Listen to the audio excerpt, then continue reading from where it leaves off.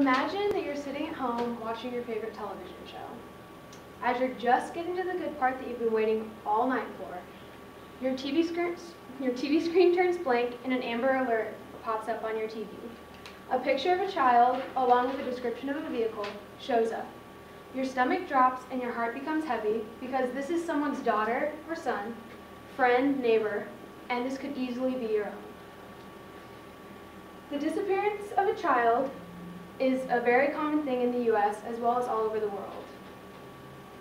Amber Alert is an essential part and a needed resource that we now have. Today I'm going to talk about the history of Amber Alert, the guidelines when an Amber Alert is needed to be issued, as well as some statistics.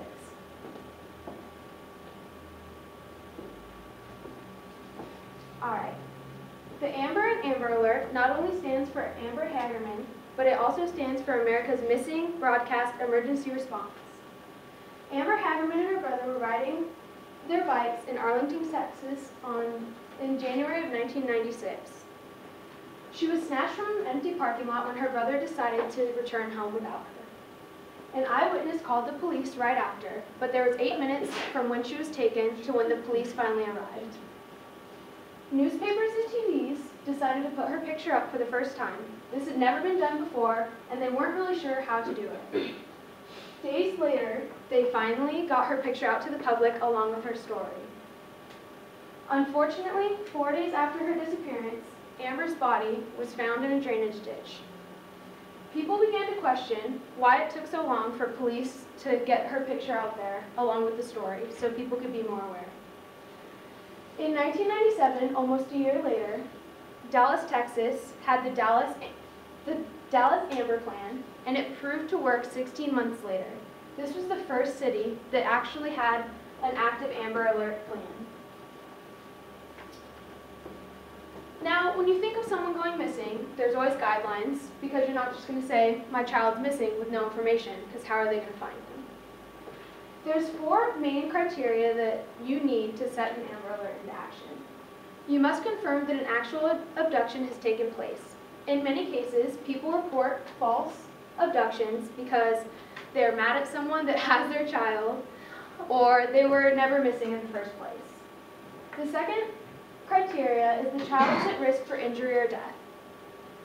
The third is a clear description of child abductor and the vehicle of the abductor. The fourth and final criteria is they have to be 17 years of age or younger. There's also geographical information that's needed.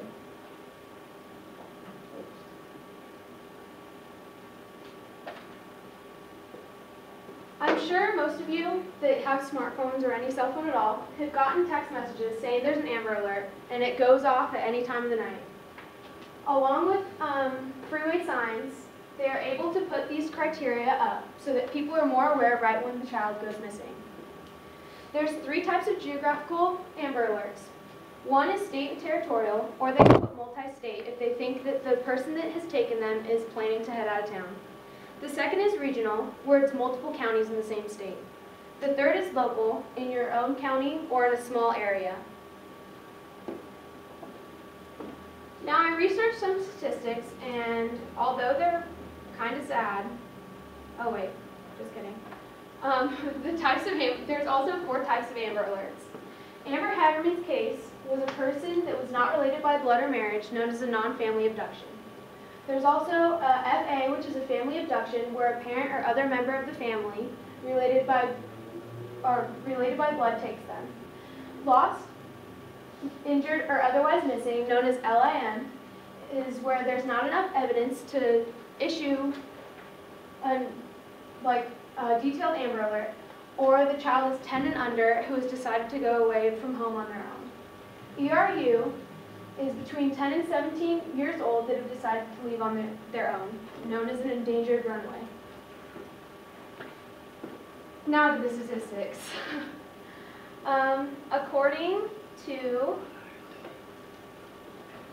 the National Center for Missing and Exploited Children, all 50 states, Puerto Rico, and the U.S. Virgin Islands all have Amber Alert plans that they can set in at any time.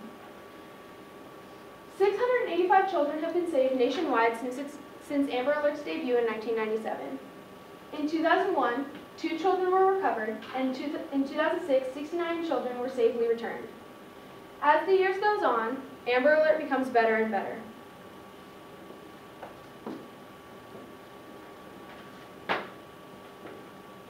In August of 2011, 22 Amber Alerts were issued, and in February only 6 were. There were a total of 197 Amber Alerts issued that year, 900 family, 73 non-family, 23 lost or missing, and 2 runaways. 67 of the unfound cases were lost or missing, and 33 were non-family. 3 children were let go because Amber Alerts were issued, and 28 were solved because of Amber Alerts. 90% of the children were found in 72 hours, which is an amazing number. In conclusion, Amber Alert is extremely important. Although Amber Hagerman was never found, her story began this whole organization, and it saved many other children's lives. Child abduction is a serious crime, and I hope you're more informed and can eventually, one day, help save a child. Thank you.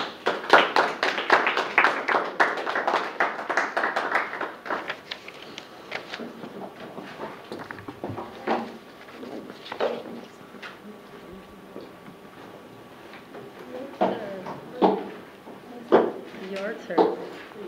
Oh, ready? Yeah. I mean, actually, you're the last one. Because there are other people. Oh, no, wait.